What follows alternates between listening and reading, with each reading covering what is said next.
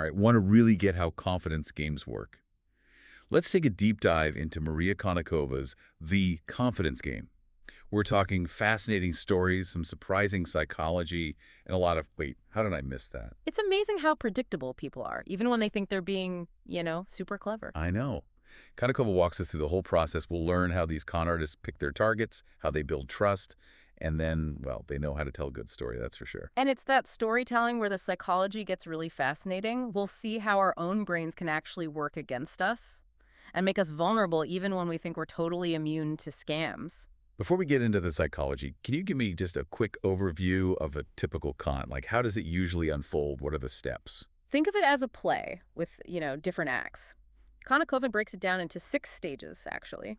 The put-up, the play, the rope, the tail, the convincer, the breakdown, the send, the touch, the blow-off, and the fix.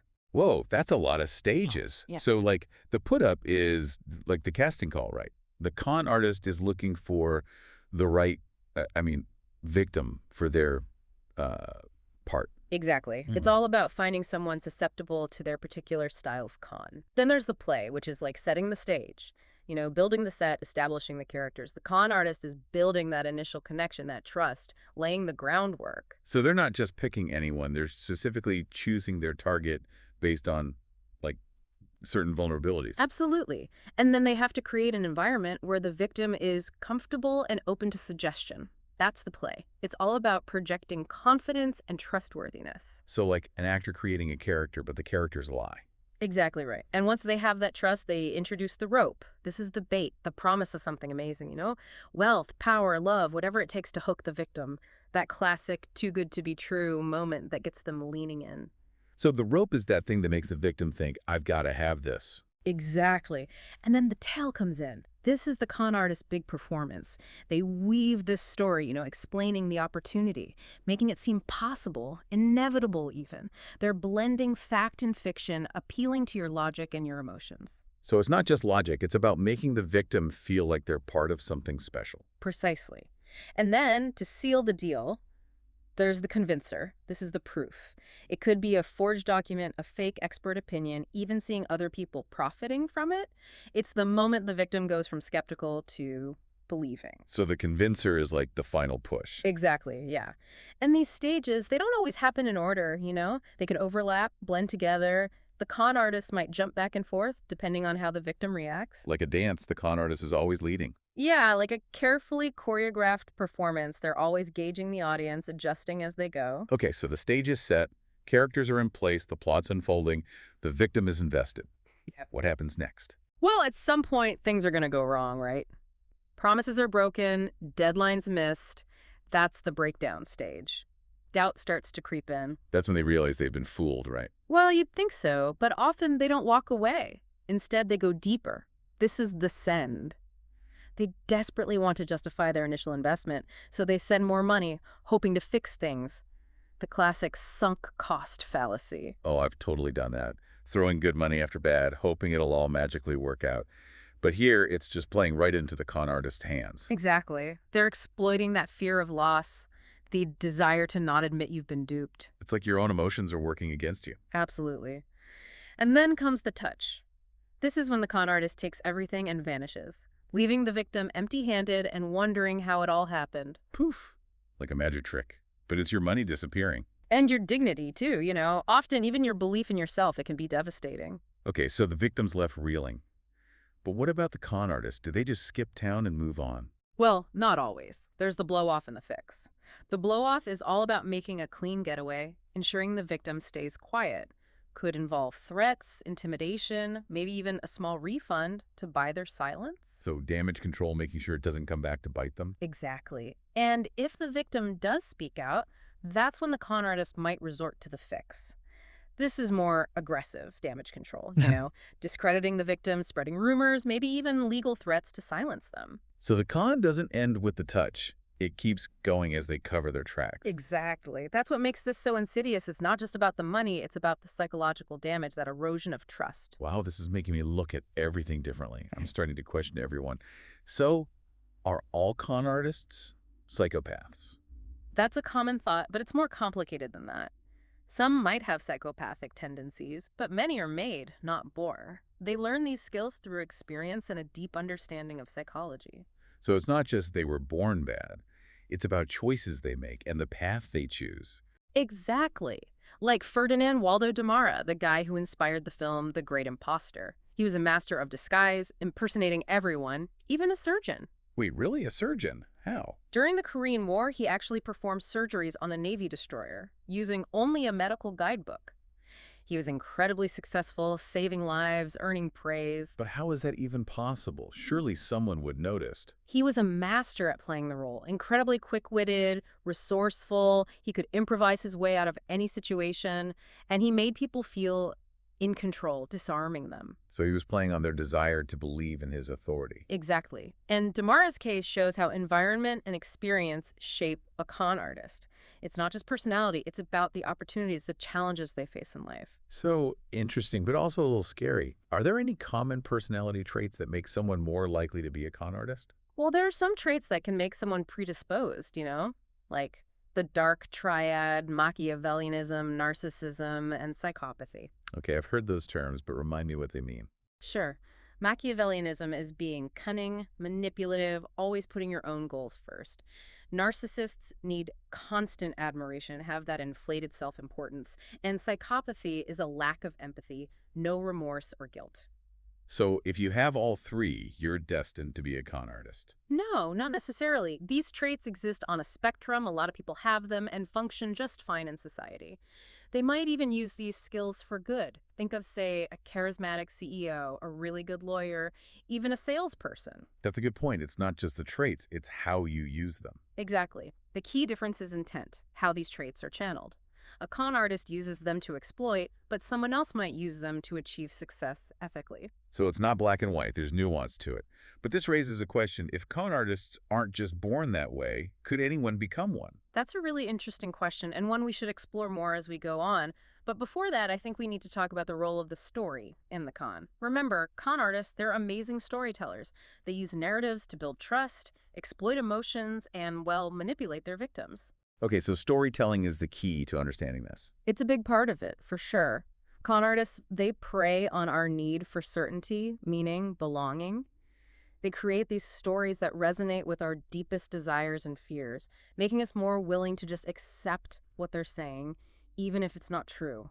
So it's not just about facts, it's about tapping into our emotions and creating a world we want to believe in. Precisely. Let's look at Bhutnath, a fake mystic in Delhi in the early 2000s. The fake mystic.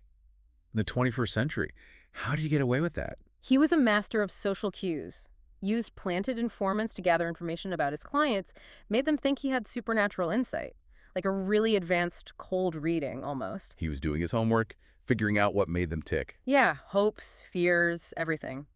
Then used this to create predictions, pronouncements. Because he was so good at it, people overlooked any inconsistencies they wanted to believe. It makes you realize how easily we're manipulated, especially when someone seems to understand our deepest fears. And that's the point. We're all potential victims, no matter how smart or educated we are. Con artists exploit universal human vulnerabilities. No one is immune. You mean even the biggest cynic can be conned? It's not about being smart or gullible. They find the right pressure point, the emotional trigger to make you drop your guard. Could be your desire for wealth, need for belonging, fear of loneliness, even just your insecurities. Okay, I'm getting a little paranoid here. Yeah. Are there certain things that make us more vulnerable? Feeling out of your element, going through a big life change, having a strong reason to believe something, like desperately needing money, these can all make you more susceptible. So stressed, desperate, out of your comfort zone, that's when they strike. Exactly. They can sense those vulnerabilities and use them to their advantage. This is fascinating, but also scary. So if anyone can be conned, how do we protect ourselves? That's a great question, and one we'll definitely explore more as we go. But first, we need to understand how they use our need for belonging. Belonging. Yeah. That's something everyone wants, right? Mhm. Being part of a group, feeling connected. Exactly. And con artists use this through affinity schemes. Affinity schemes. What are those? Think targeting a specific community, a group where trust is already high. They pretend to be part of that group or have connections to it. They leverage existing relationships for trust. Like using social proof to make it seem more legit. Exactly. Bernie Madoff, the Ponzi scheme guy, is a perfect example.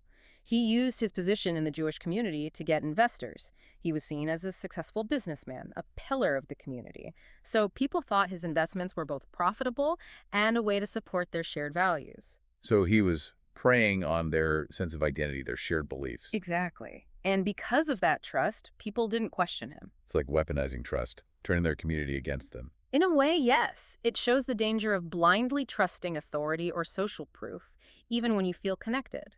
So even when you're part of a group, you still need to be careful. Absolutely. Trust is good, but it shouldn't be blind. We need to be aware of how our need to belong can be exploited, especially when we're vulnerable. Okay, so we've covered their toolkit, personality traits, storytelling, the belonging thing. What else makes us vulnerable? Our cognitive biases. Cognitive biases, what are those? They're mental shortcuts our brains use to process information quickly. Helpful in many situations, but they can lead to bad judgments, especially when things are complex or emotional. Like blind spots in our thinking. Exactly. And con artists know how to use those blind spots, like the confirmation bias, our tendency to favor information that confirms what we already believe, even ignoring evidence that says otherwise. So we see what we want to see. Exactly. Mm. A con artist might use this by presenting evidence that seems to support them, but they're leaving out anything that contradicts them. Like building a house of cards, only using the cards that fit their story. Perfect analogy. And then there's the illusion of truth. This is where we tend to believe something just because we've heard it a lot or it feels familiar. So hear a lie often enough, it starts to sound true. Sadly, yes. Our brains like patterns, associations. The more you hear something, the more familiar it gets, and we're more likely to believe it. So repetition is key. Absolutely. They repeat their claims, use catchy slogans, and create a feeling that their scheme is just bound to happen. It's almost like brainwashing. Then there's the sunk cost fallacy, remember? That's our tendency to keep investing in something just because we've already invested a lot, even if it's clearly not working. So we throw good money after bad, hoping to get back what we lost. Exactly. Con artists exploit this by creating a sense of urgency, like you have to act now or you'll miss out. Or they might guilt you, blaming you for hesitating or saying you're letting others down. So they use our emotions against us. Exactly. And those are just a few of the cognitive biases they exploit. There's also the halo effect, where we judge someone based on our first impression. If they seem charming, trustworthy, we're more likely to believe them. So if someone seems nice, we believe their lies. It happens all the time. And con artists are great at creating that good first impression. So they're playing a role, like actors. Exactly. They're crafting a persona to disarm you. This is unsettling. It's like we're walking around with all these vulnerabilities, and they're just waiting to pounce. It's true, but remember, these vulnerabilities are part of what make us human. They're part of our capacity for empathy, connection, trust. The key is to be aware of them and understand how they can be used against us. Okay, so how do we protect ourselves? That's a great question, and one we'll get to as we continue our deep dive. But for now, let's move on to another crucial aspect: the power of emotion. Emotion. Right, con artists play on feelings, not just logic. Exactly. Emotions can cloud our judgment, especially when we're already feeling vulnerable. So if you're stressed, anxious, even excited, you make impulsive decisions. You got it. And con artists know this. They're looking for those emotional triggers: hope, fear, greed, even just belonging. They'll use whatever they can to make you act without thinking. So it's like creating an emotional atmosphere that's perfect for manipulation. Exactly. There's a fascinating study about this, actually. It involved drivers who got fake parking tickets. Researchers found that those drivers were more likely to give money to a stranger afterward. Fake parking tickets. Okay, how does that relate to this? They wanted to see how emotions affect us. They had 3 groups of drivers. Some got a fake ticket, inducing anxiety. Others got an ad that looked like a ticket but wasn't, inducing anxiety followed by relief. Then a control group with a neutral ad. So they mess with their emotions to see how they'd react. And those who got the anxiety followed by relief were most likely to give money, regardless of the reason. So the emotional roller coaster made them more susceptible. Exactly. The idea is that this emotional sequence creates a state of mindlessness. You're so focused on processing your feelings, you don't critically evaluate the situation. So you're on autopilot, not thinking things through. Exactly. And con artists, they're masters at creating those emotional ups and downs. They create a sense of urgency or fear, then offer a simple solution, their con, of course, making it seem like the only way out. Like playing good cop, bad cop, but with emotions. Exactly. And this brings us to the convincer stage. Right, the convincer. That's where they have to prove their scheme is legit. They need to back up their claims with something real. Exactly. And it's all about making you believe you'll benefit, tapping into our belief that we're exceptional. Okay, I'm hooked. Give me an example. Let's talk about William Miller and his Franklin Syndicate. Who was he? What was the syndicate? Miller was a young guy in 19th century New York, convinced thousands to invest, promising 10% returns per week. 10% a week? Come on, nobody believed that. It was impossible, obviously, but he was a master manipulator, presented himself as a financial genius with insider info, even had a fancy office on Wall Street. So he was projecting success, making it look like he was part of the big leagues. Exactly. And to build his reputation, he paid those early investors, used money from new ones to cover it, the classic pyramid scheme. Using Peter to pay Paul? Yeah, exactly. And that was his convincer. People saw others getting rich, so they wanted in. They were convinced they'd hit it big. Amazing how the promise of easy money can get to people. And Miller's case shows how we tend to believe we're special, smarter, luckier, more deserving. That makes us vulnerable to scams that promise special treatment, exclusive access. So it's greed, wishful thinking, and a belief that we're somehow different. Exactly. That's what makes the convincer so effective. It plays on those deep desires, those hopes, the belief that we're destined for great things. Like a self-fulfilling prophecy. And this leads us to the breakdown and the send. The breakdown, right? That's where things start to go wrong, right? The facade starts to crumble. Yeah, promises are broken, deadlines missed, doubt and suspicion start to creep in. So people walk away, finally. You'd think. But often, no. Instead comes the send. They double down, send more money. Why? It seems crazy. Shouldn't they cut their losses? Logically, yes, but emotionally. Remember the sunk cost fallacy. They've invested so much time, money, emotion. It's hard to admit they were wrong. They get trapped in this cycle of denial trying to justify it all. So it's not just the money, it's their ego, too. Absolutely. And con artists, they use that. They make excuses, blame external factors, even make new promises to keep the victim hooked. So they keep that hope alive, even when it's a sham. Exactly. Anne Friedman in the Noodler Gallery is a great example. Who was she? What happened? Anne was the president of this prestigious gallery in New York City. For years, she sold millions of dollars worth of paintings, supposedly by masters like Pollock and Rothko. Wow, big names. So what went wrong? The paintings were all fakes, supplied by this woman who claimed to have inherited them from some mysterious collector. So Friedman was selling forgeries. How? The woman was incredibly skilled, forged documents, made up backstories, even got fake expert opinions. So she built this whole elaborate lie. Exactly. And at first, Friedman had no reason to suspect anything.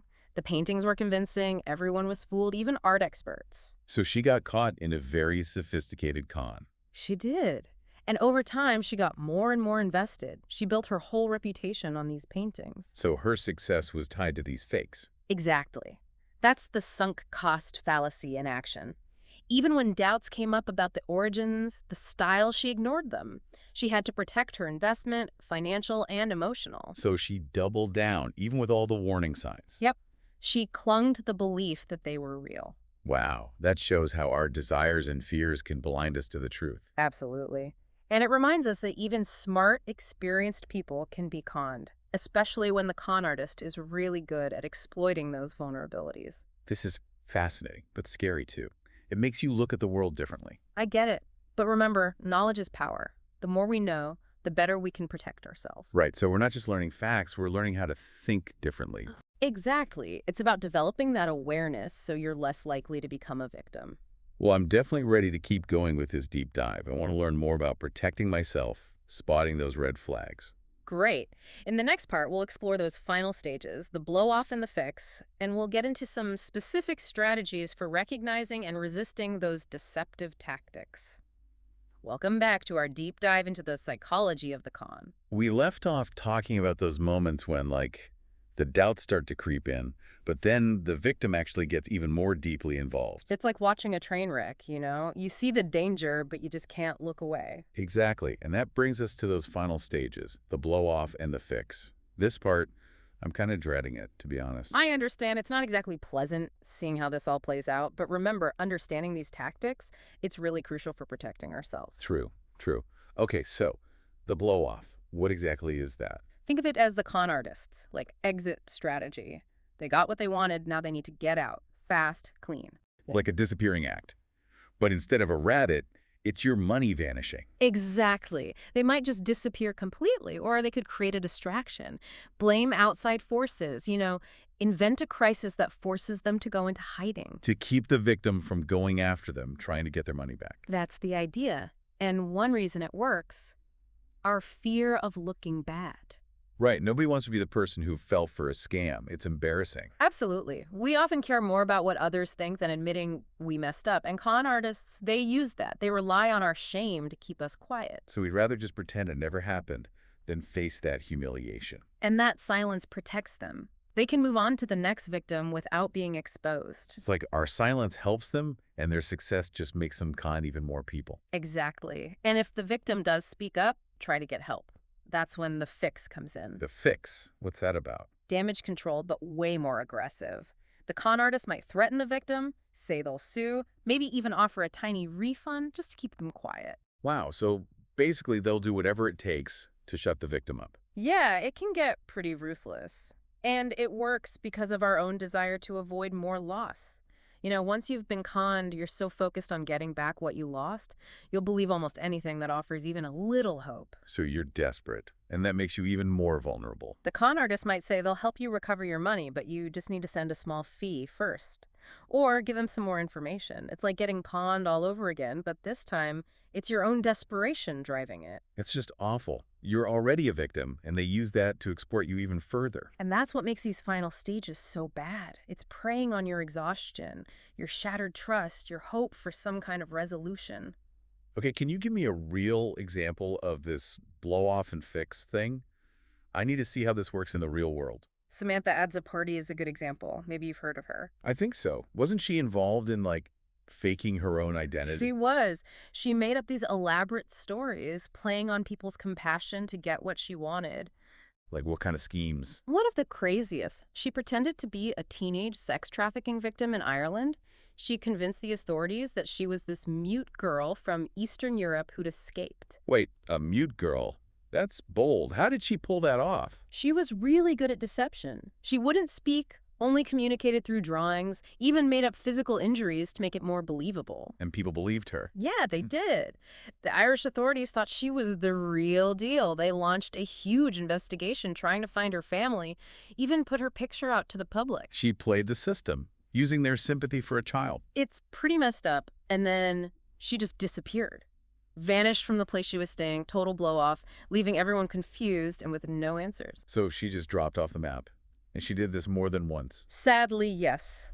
Same tactics, different identities, preying on people's kindness. It's like she was addicted to lying, constantly making up new stories. And her case shows us that con artistry isn't always about money. Sometimes it's about power, control, even a weird sense of amusement. That's a scary thought. Makes you realize they can be motivated by all sorts of things. Exactly. And this brings up something important. These principles, they don't just apply to, stealing money. So these tactics can be used in other ways. Think about cults. Cults? Wow, that's a different level. It is, but they often use similar tactics to con artists. They prey on that need for belonging, purpose, offering a sense of community, but with a dark twist. So it seems positive, but it's actually a trap. Exactly. They isolate members from the outside world, control information, use manipulation to keep them loyal and obedient. It's like a psychological prison. That's a powerful image. Are there any examples of this? David Sullivan's story is a good one. He went undercover, infiltrated cults, studied their tactics, and helped people escape. A cult infiltrator. That sounds dangerous. It was. He worked with families, law enforcement, rescued people, exposed these destructive groups. Like a real-life superhero fighting mind control. In a way, yeah. And his work shows how important it is to understand these tactics, recognize the warning signs. Okay, so if someone you know might be in a cult, what are the red flags? Sudden changes in personality, beliefs, isolation from friends and family, unquestioning obedience to a leader, preoccupation with the group's ideology. It happens gradually as they gain more and more control. So you have to watch for those little changes. Exactly. If you're worried, it's crucial to get professional help. There are organizations that can help people get out and rebuild their lives. That's important because cults can be so damaging. Psychological harm, financial ruin, even abuse. It's crucial to get help early. Absolutely. And it reminds us that con artistry can show up in many ways, and we need to be aware to protect ourselves and the people we care about. Okay, so we've talked about the blow-off and fix stages, and we've seen how these tactics can be used in cults too. This is all pretty intense. It is. But the main thing is, understanding this helps us develop that con artist radar to protect ourselves. So it's not just about being smart, it's about recognizing these patterns, being aware of our weaknesses. Exactly. And to get even better at this, we need to dive deeper into the specifics. Let's go back to the rope stage, that moment when they dangle the bait. Right, the rope. That's where they make that irresistible offer, something that seems too good to be true. Exactly. And to really get how they do this, we need to look at the psychology behind it. Okay, let's unpack that psychology. What are the key factors here? One big one is our desire for certainty. We want to know what's going to happen next. Con artists tap into that by offering, a sure thing in a world that's often unpredictable. So like promising a guaranteed outcome, a way to avoid all the risk and uncertainty of life. Exactly. Think about financial scams. They promise those guaranteed returns, that security, especially when the market feels shaky. It's like a safe haven. Exactly. And then there's our need for meaning and purpose. We want our lives to have significance, to be part of something bigger. And con artists can offer that purpose, a mission to believe in. Absolutely. Look at cults. They often present themselves as this chosen group with special knowledge, a higher truth. It's a path to enlightenment, transcending the ordinary stuff. So they're appealing to our spiritual side, making us feel like we're special. Exactly. And the ways they craft these ropes can be really creative. They use flattery, appeal to our vanity, even play on our insecurities to make us more open to their ideas. So it's tailored, customized to the victim. Precisely. To make this clearer, let's look at some examples of these ropes in action. Okay, give me some real-world scenarios. One classic, the Spanish prisoner con. Been around forever, but it still works. The Spanish prisoner con. Okay, what's that? So there's this rich prisoner, the Spanish prisoner, needs help escaping, promises a huge reward to anyone who helps them. A damsel in distress, riches, adventure. Sounds like a movie. And that's part of why it works. It's exciting, you feel for the underdog, and, well, there's that greed for money. It's hitting you on multiple levels. Exactly. And to make it more believable, they might have fake documents, made-up identities, even accomplices to play different roles, like lawyers or even the prisoner themselves. Wow, so it's this whole fake world. Right. And the victim, they're so excited about the reward they don't see the lie. Okay, so that's one. Any others? Oh, tons. There's Gregor McGregor, this Scottish guy. He pulled off one of the biggest cons in history. McGregor. I feel like I've heard that name. What did he do? He claimed to be the cacique of Poyai, the ruler of this country in Central America, except he made the whole country up. A whole country? Seriously? Yep, he created maps, wrote this detailed history and culture, even printed money and bonds for this place. He didn't just make up a story. He made a whole world. He was a master world builder, and his rope was amazing. He described this land of opportunity, fertile soil, tons of resources, friendly people, all there for the taking. Like the ultimate get-rich-quick scheme. And people bought it, literally. Bought land, bonds, even passage on ships to this place that didn't exist. I can't believe people fell for that. But that's the power of a well-crafted rope, McGregor knew how to play on our desires for wealth, adventure, a better life. It shows that even the craziest scams can work if they tap into the right emotions. Exactly. And this leads to another big part of the rope stage. Persuasion. Those subtle ways they get us to say yes. Okay, so now we're talking about the art of persuasion. Yeah, con artists know these techniques inside and out. They understand how to influence you, make you feel like you're making the choice, but really they're guiding you the whole way. So break it down for me. What are their go-to tactics? One is the foot in the door. They start with a tiny favor, a small request, something harmless. So start small, then ramp it up. Exactly. Once you agree to that little thing, you're more likely to say yes to bigger requests later. You're already invested, so it's harder to say no as things get bigger. Like a slippery slope. That's it. And this builds trust, a sense of obligation. You feel like you owe them something, even if it was just a little thing. Okay, give me a real-world example. Think of those charities that ask you to sign a petition. Then later, they ask for a donation. You've already shown support, so it feels natural to give money. That's subtle, but I see how it works. Or a salesperson who gives you a free sample. You try it, like it, and now you're more likely to buy the whole thing. So these small things are actually part of a bigger plan. Exactly. Then there's the opposite, the door in the face technique. So instead of starting small, they start big. Yep. They ask for something outrageous, something they know you'll reject. Then they come back with a smaller, more reasonable request. Makes the second one look way better. So you're comparing the two, and the second one seems like a good deal. Exactly. It works because we want to avoid conflict, seem agreeable. We already said no once, so it's harder to say no again. So we say yes to something we might have normally rejected. Exactly. It's all about those social expectations, wanting to seem cooperative. It's crazy how these little things can influence us. It is, and they use this all the time in sales, negotiations, and of course, cons. Then there's scarcity, making it seem like the offer's only good for a limited time. Or social proof, showing how many other people have already bought in. Wow, they've got a whole arsenal of tricks. They do. But the more you know about them, the better you can resist them. So it's about recognizing the patterns, questioning what you see, and saying no when things feel wrong. Exactly. And that leads us back to storytelling. It's a huge part of con artistry. Storytelling, right. Yeah. We talked about this before.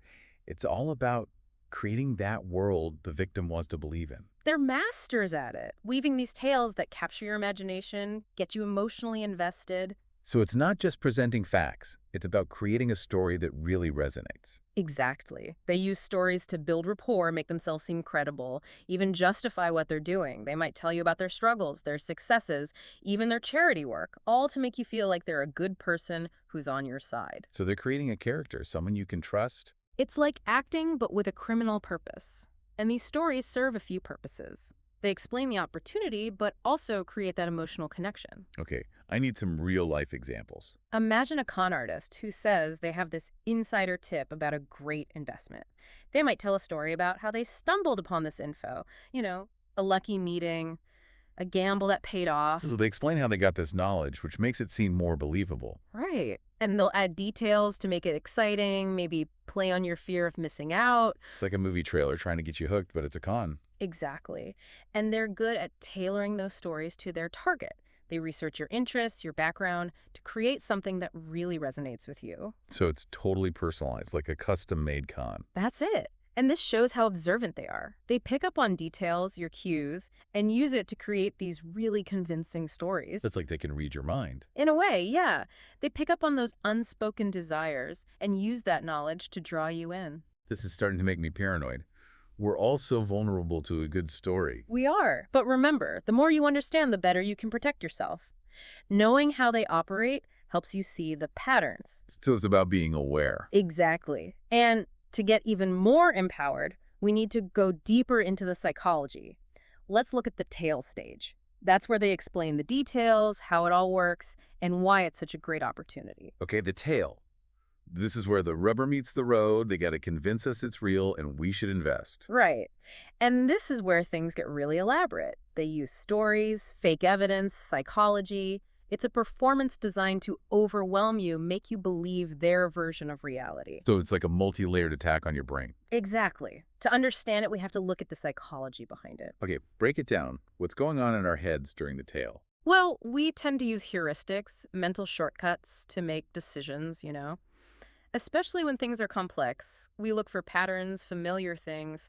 Con artists use this by making their schemes seem familiar or like they fit with what we already believe. So they're fitting their schemes into our existing ways of thinking. Exactly. They use language we know, maybe statistics that seem to support them, even analogies to things we already understand. They're trying to make us feel comfortable, like we're on solid ground, even when we're not. Like building a bridge between what we know and what they want us to know. That's a great way to put it. Then there's our dislike of cognitive dissonance, that uncomfortable feeling when our beliefs are challenged. So we don't like admitting we were wrong. Nobody does. It's easier to just stick with what we believe, even when the evidence says otherwise. Con artists use this by making their schemes hard to refute, or by making it seem like rejecting them means giving up something we believe in. They create urgency, or they use social pressure, saying everyone else is already on board. So if you admit the con is real, you have to admit you were wrong and maybe go against your group. Exactly. It shows how important it is to be willing to question yourself, get different perspectives, be okay with not knowing everything, for sure. Okay, so they use our need for certainty, our dislike of being wrong, and those mental shortcuts. Anything else? Information priming. They subtly introduce ideas or info that they'll use later to back up their claims. Information priming. Okay, tell me more. Let's say they want to sell you a bogus investment.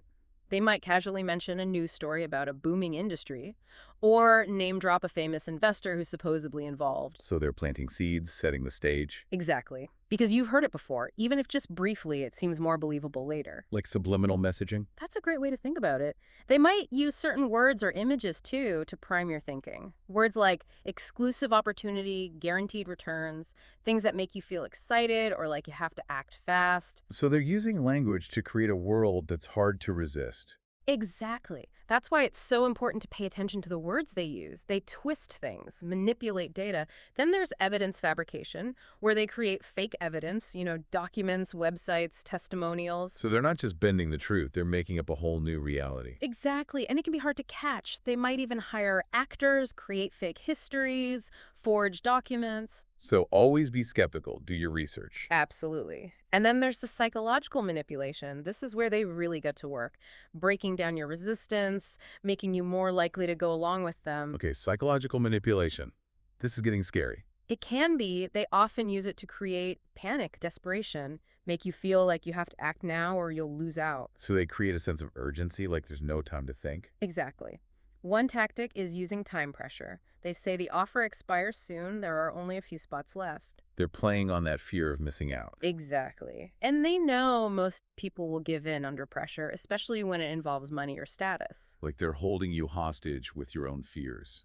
That's a good way to put it. They might also use intimidation, threats, even violence, threaten to reveal your secrets, hurt your reputation, or even physically harm you. So they can get really nasty. Unfortunately, yeah. Another tactic is isolating you.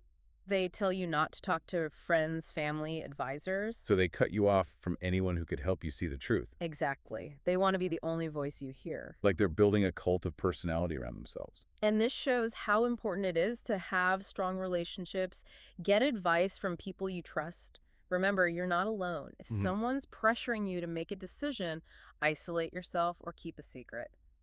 Those are big red flags. Don't be afraid to reach out, get a second opinion. Exactly.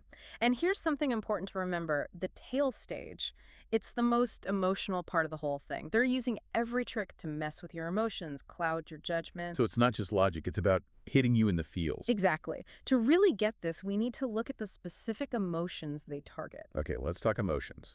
What are they going for? Fear is a big one. They might say your investments are in danger, your identity's been stolen, your family is at risk. Anything to trigger that fear. So they're using our deepest anxieties against us. Exactly. When we're afraid, we don't think clearly. We just want a solution, any solution. Then there's greed. They promise easy money, fast riches, exclusive opportunities. The classic get-rich-quick scheme. Right. And they might play on envy, too, making you think others are already profiting while you're missing out. That FOMO, the fear of missing out. Exactly. And then there's hope. They use our desire for a better future, promising solutions to our problems, cures for illnesses, even a path to enlightenment. So they offer a glimmer of hope when things feel bad. Exactly. They might even appeal to our altruism, make you think it'll help others. You're not just getting rich, you're making the world better. So they make you feel good about being conned. Right. They know we want to be part of something bigger, something meaningful. Okay, fear, greed, hope, wanting to help others. It seems like they have a tool for every emotion. And we can't forget trust. They have to make you believe they're on your side. They have to make you think they're your friend, even though they're about to steal from you. Exactly. They go to great lengths to build that trust, flattery, charm. They might even copy your behavior to make you feel connected to them. Like they're creating a fake friendship. Exactly. And once you trust someone, you believe them. You lower your guard, stop thinking critically. Trust is so powerful, but also so easily manipulated. It is. Be careful who you trust and know the tactics they use to gain that trust. Okay, so it's not just one emotion, it's usually a combination. Often, yeah. Fear then hope, greed then urgency. It's like a cocktail designed to mess with your head. That's a great way to put it. And the more you understand this, the better you can resist. It's all about emotional intelligence, knowing your own triggers. So it's not just being smart, it's about understanding emotions, yours and theirs. Exactly. And to really get this, we need to look at the convincer stage. That's where they give you proof, a reason to believe their scheme is real and you'll benefit from it. The convincer. So they have to back up their claims. Exactly. And this is where the victim makes their decision whether to trust them, invest, take that leap of faith. So it's the make or break moment. Exactly. And they're masters at making those convincers sound good. They might use fake documents, made up testimonials, staged events, even stuff that sounds like science. So they're going all out to make it seem legit. Yeah. And they use the fact that we want to believe, especially when it comes to our dreams and desires. We want to believe we can get rich, find love, be healthy. Con artists, they offer those solutions that seem too good to miss. It's like a shortcut to happiness. We're so focused on getting there, we don't see the problems. One of the best convincers is social proof. They might show you testimonials from happy customers, point to news stories that seem to back them up, even introduce you to people who've supposedly benefited already. So it's that everybody's doing it thing. Exactly. We look to others for guidance, especially when we're not sure what to do. Like we're letting the crowd decide for us? Yeah, right. And con artists use that by making it seem urgent, exclusive. Like you have to act now or you'll miss out. They might even make you feel dumb for not seeing how great it is. So they make you feel like you're not smart enough to be in the club. Exactly. That kind of pressure makes even skeptical people doubt themselves. So be careful about social pressure. Trust your own gut and be okay with walking away, even if everyone else is buying in. Absolutely. And then there's authority. Con artists play on our tendency to trust people who seem like experts. So they use titles, uniforms, act confident. All of that. They might say they're doctors, lawyers, government people, even religious leaders. Yeah. All to gain your trust. They're borrowing authority from real institutions. Right. And they might use props, too, like badges, uniforms, official-looking papers. It's all about creating that image. And our brains respond to those visuals even when they're fake. So the lesson is don't be swayed by looks or titles. Exactly. Be skeptical, question those credentials. Remember that appearances can be deceiving. Always check things out. Do your own research before you trust anyone with your money or information. Okay, so don't be fooled by fancy talk or charisma. Look for proof. Exactly. And don't be shy about asking questions, challenging their claims, getting another opinion. Right. Don't be afraid to speak up. It's your life, your money. You have the right to be careful. This is really eye-opening, but also a little scary. There are so many ways we can be fooled. I get it. But remember, knowledge is power. The more we know, the better we can protect ourselves. Think of it like learning a new language. Once you know the rules, you can see the patterns, and it's harder to trick you. So we're developing a new skill, a way to understand human behavior. Exactly. We can all get better at it with practice. Well, this has been incredible. I've learned so much about psychology, persuasion, and how to stay safe. Glad to hear it. And remember, the more we understand, the less likely we are to become victims. Right, because as we've seen, anyone can be conned. Absolutely. So stay vigilant, question everything, and trust your gut. If it seems too good to be true, it probably is. Exactly. And here are 10 key things to remember. 1, confidence games are everywhere. From money scams to cults, these tactics can be used in all sorts of ways. 2, con artists are psychology experts. They know what makes us tick. 3, the rope is the bait, that tempting offer. 4, the tale is the story they tell to make it all sound real. 5, the convincer is the proof they offer, real or fake. 6, social proof is super powerful. They use it to make it seem like everyone's doing it. 7, authority figures can be deceiving. Don't just trust someone because of their title. 8, emotions can cloud your judgment. Don't make decisions when you're feeling super emotional.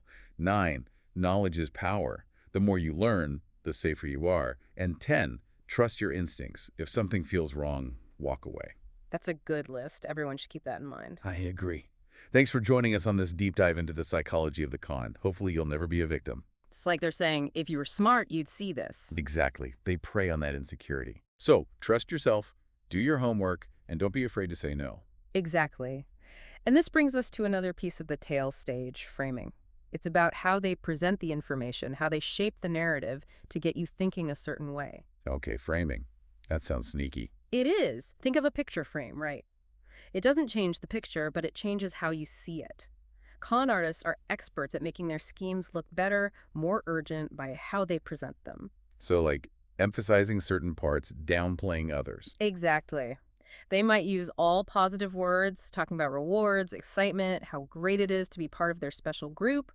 Or they might go negative, focusing on what you'll lose, the opportunities you'll miss, the risks of being left behind. So they hit you with the carrot, or the stick, depending on what works. Exactly. They might even use framing to mess with your sense of fairness.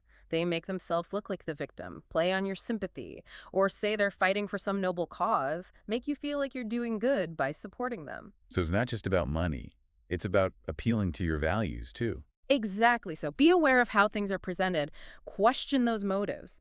Don't take their word for it. Think for yourself and look for other viewpoints. Okay, so don't be swayed by emotional appeals or those do the right thing arguments. Mm. Step back, look at the facts, and make sure you're not being played. Exactly. And this leads us to psychological pressure tactics. This is where they get really aggressive, trying to break down your resistance, force you to make a decision now. Okay, pressure tactics. This sounds bad. It can be. They want to create a sense of panic, make you feel like you have to act right now, or you'll lose everything. So it's all about urgency, like there's a bomb about to go off. That's it. One tactic is time pressure. This offer ends soon. Limited spots available. Someone else is about to get it. Preying on that FOMO. Exactly. They know that pressure makes people act without thinking, especially if it involves a lot of money or some status thing. It's like they're holding your mind hostage. That's a great way to put it. And they might use intimidation too. Threats. Maybe even violence. They might threaten to expose your secrets, hurt your reputation, or even physically hurt you. So they're not above playing dirty, if that's what it takes. Sadly, no. And another tactic is to isolate you. They'll tell you not to talk to friends, family, advisors, anyone who might help you see the truth. So they get you off from your support system. Right. They want to be the only source of information. Like they're building their own little cult around themselves. Exactly. So remember, keep those strong relationships. Get advice from people you trust. If someone's pressuring you, trying to isolate you, making you keep secrets, huge red flag. So reach out, get help. Don't be afraid to talk to someone you trust. Absolutely. And it's worth noting, the tail stage, this is where things get really emotional. The Right. con artist is going all out, hitting every button to make you feel something, to cloud your judgment. So it's not just about thinking, it's about feeling too. Yeah. And to really get this, we have to look at the specific emotions they target. Okay, let's get into those emotions. What are they trying to make us feel? Fear is a big one. They'll say your investments are in danger, your identity's been stolen, even that your family is in trouble. So they go for those gut level fears. Exactly. They know when we're afraid, we're not thinking straight, we just want to feel safe. Then there's greed, the classic one. Promises of easy money, fast riches. That get rich quick dream. They might also use envy, make you feel like everyone else is getting ahead and you're being left behind. FOMO. Exactly. Then there's hope. They'll offer solutions to your problems, maybe a cure for an illness, even like a path to enlightenment. It's all about giving you something to believe in, something to look forward to. So they offer hope when you're feeling down. Exactly. And then there's altruism. They might say their scheme will help others or that it's for a good cause, make you feel like you're doing good even though you're being conned. So you feel good and get rich. Exactly. They know we want our lives to mean something. Okay, so fear, greed, hope, wanting to help. It seems like they've got something for everyone. Yeah, they have a whole toolkit. And one we can't forget is trust. They have to make you believe them, that they're on your side. Even though they're about to take you for everything you've got. Exactly. They work hard to build that trust. Flattery, charm. They might even subtly copy your behavior to create that connection. Like a chameleon, blending in. And once you trust them, you believe them. You stop questioning, you let your guard down. Trust is powerful, but also dangerous. It is. Be careful who you trust and be aware of how they try to earn that trust. Okay, so it's not just one emotion they target. It's usually a mix. Often, yeah. Fear and then hope, greed and then urgency. Like a cocktail designed to mess with your head. And knowing this helps us resist it. Exactly. It's all about emotional intelligence, being aware of those buttons they're pushing. So it's not just being smart, it's about understanding how emotions work, both yours and theirs. That's it. To keep going with this, we need to look at the convincer stage. The moment they give you proof that their scheme is real and that you'll get something out of it. Okay, the convincer. This is where they have to show us the goods. Exactly. This is where the victim really decides. Are they going to trust this person, invest their money, take that risk? It's like the final test. Yeah, the moment of truth. And con artists know how to make those convincers sound good. They might have fake documents, fake testimonials, staged events, things that sound really scientific or official. So they're pulling out all the stops. Yeah, and they use the fact that we tend to believe what we want to believe. We want to get rich, find love, cure our illnesses. Con artists know this, and they offer solutions that seem like the answer to our prayers. So we're blinded by our own desires. That's part of it. One of the most effective convincers is social proof. They might show you testimonials from happy customers, point to news articles, or even introduce you to people who've supposedly made a ton of money from their scheme. So back to the everyone's doing it tactic. Exactly. We're social animals. We look to others for guidance, especially when we're feeling unsure. Like we're letting the group think for us. And con artists use this by creating a sense of urgency. They say, you gotta act now, or you'll miss out. Or they imply you're not smart enough to understand this great opportunity if you don't see it right away. So you're either in or you're out. That's it. And that pressure can make even the most skeptical person doubt themselves. So even when everyone's on board, take a step back, think for yourself. Exactly. And then there's the authority thing. They'll use titles, credentials, even just a really confident way of talking to make themselves seem more trustworthy. So they might say they're a doctor, a lawyer, Yeah. some important official. Exactly. They're borrowing authority from real institutions, and that can be hard to resist. And they might use props too, right? Like a Mm. uniform, a badge, some fancy-looking documents. Yeah, it's all about creating that image, that impression of power. And our brains are wired to respond to that, even if it's all fake. That's why it's so important to be skeptical, question everything, check their credentials, and do your research. Don't just trust someone because they look like an expert. So don't be fooled by fancy titles, impressive jargon. Look for real evidence. Exactly. And don't be afraid to ask questions, challenge them, get a second opinion. Right. It's your money, your life. Be careful. Exactly. This has been a wild ride, but really helpful. It's eye-opening to see how many ways we can be manipulated. I know it can be a bit overwhelming, but remember, knowledge is power. The more you understand these tactics, the less likely you are to fall for them. It's like learning a secret code so you can spot the lies. Exactly. It's about developing a new kind of awareness, a con artist radar. And everyone can learn to do this. Absolutely. Well, this has been an amazing deep dive. I feel like I've learned so much, not just about con artists, but about myself too, and how my own mind works. That's the best part, right? Understanding ourselves better helps us make better choices. Exactly. So, to everyone listening, remember, stay skeptical, question everything, trust your gut. If something feels too good to be true, it probably is. Couldn't have said it better myself. Oh, And to wrap things up, here are 10 key takeaways. First, con games are everywhere, from those obvious scams to more subtle forms of manipulation. Second, con artists are masters of psychology. They understand how our minds work. Third, the rope is that initial temptation, the thing that gets you hooked. Fourth, the tale is the story, that elaborate explanation that makes it all sound so convincing. Fifth, the convincer is the proof they offer, even if it's totally fake. Sixth, remember social proof, that feeling that everyone's doing it is a powerful tool. Seventh, authority figures can be deceiving. Don't just blindly trust someone because of their title or position. Eighth, emotions can cloud your judgment, so watch out for those emotional triggers and don't make big decisions when you're feeling super emotional. Ninth, knowledge is power, so keep learning about these tactics and how to protect yourself. And 10th, trust your instincts. If something feels off, walk away. that's a great list. I think everyone should print that out and put it on their fridge. I agree. Thanks for joining us on this deep dive into the world of con artists. Hopefully you'll never be a victim of one. Yeah,